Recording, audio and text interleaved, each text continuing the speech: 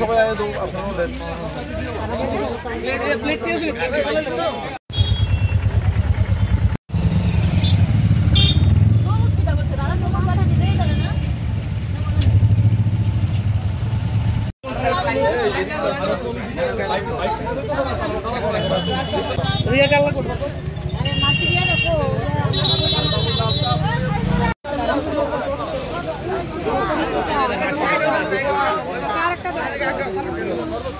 সারা রাজ্যের সঙ্গে আগরতলা শহরও গত কিছুদিন ধরে তীব্র দাবদাহে মানুষ কিছুটা অস্থির, কিন্তু প্রয়োজনে তাকে বেরোতে হচ্ছে কাজের জন্য।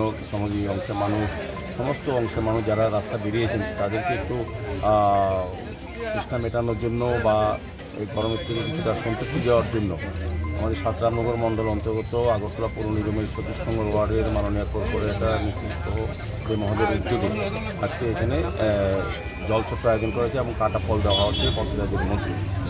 আমি তো প্রথমেই তাদেরকে ধন্যবাদ জানাই। এই